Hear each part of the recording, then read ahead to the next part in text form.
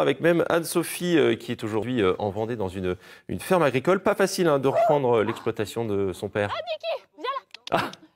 Viens, Niki. Bon, j'avais réussi à domestiquer Niki, pas trop pète. Des champs, nous avons rejoint la ferme de la Bois-Livière. Chloé et Johan, vous parliez de circuit court.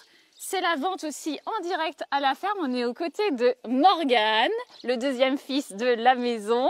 Bonjour Morgane. Bonjour Anne-Sophie. Alors toi, tu es arrivée tardivement sur la ferme parce qu'avant, tu évoluais plutôt dans le commerce. Dans le commerce, exactement. Et d'un seul coup, tout a changé. C'est ça. C'est retour aux sources. Choix de vie, envie d'avoir un projet qui ait du sens. Être pas loin aussi de ma famille parce que je naviguais beaucoup aussi au niveau commercial. Et puis il y a eu ce déclic il y a de ça, on va dire.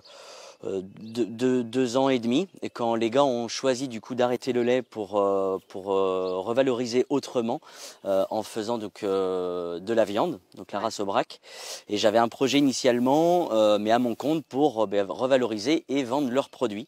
Et quand en fait à force de discussion, ils m'ont dit pourquoi pas nous rejoindre directement, ce serait peut-être plus intelligent. Et puis il a fallu 1 an pour monter tout de A à Z. Et l'entente familiale, ça se passe bien? C'est quoi la recette pour bien s'entendre du coup entre les générations?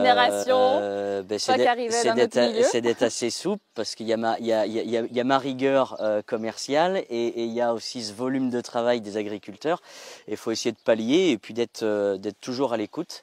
Mais chacun sait ce qu'il a à faire et moi en l'occurrence pour la partie commerce, je suis vraiment le seul à opérer là-dessus avec des coups de main de temps en temps des gars quand même pour les ventes directes. Donc du coup il y a de la transformation de produits, toi tu revalorises un peu tout le travail qui est fait par Axel et ton papa et ton oncle aussi. Donc qu'est-ce qu'on peut retrouver au niveau de En fait, il y a plusieurs circuits de distribution qu'il fallait exploiter. Le premier, donc à la vente directe, donc on a la vente donc 2 colis, 5, 6 kg, 5, 10 kg. Donc en bœuf et en veau, les poulets de maman également. Ah oui, donc on fait une vente mensuelle à la ferme, donc tous les débuts de mois.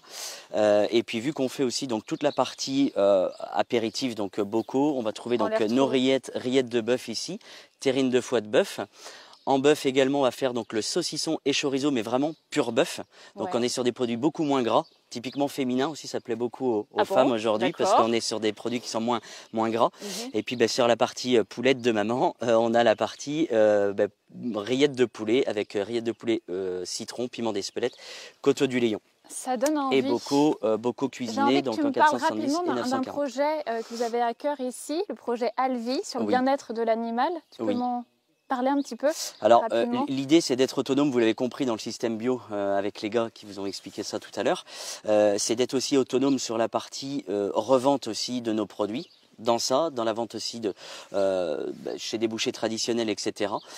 Et c'est également pouvoir être autonome aussi dans l'abattage. C'est-à-dire qu'on est le projet Alvi, c'est tout simplement une bête en fait qui est née, qui est élevée et qui sera abattue directement en fait à la ferme. Ça nous tient à cœur. Ça fait déjà depuis, on va dire 2 ans et demi, 3 ans que le projet est en place. Il va voir le jour d'ici 2 ans. Et l'idée en fait c'est que pourquoi 2 ans puisque le bâtiment est en train de se faire. D'accord, on est toujours dans cette boucle de vie sur la transmission. Merci de nous avoir reçus à la ferme de la Bois-Livière. Bois-Livière, on va déguster maintenant, Johan. Oui, moi je veux bien les rillettes de poulet au piment d'Espelette et au coteau du Lion, ça me branche bien. Tu me ramènes ça, Anne-Sophie?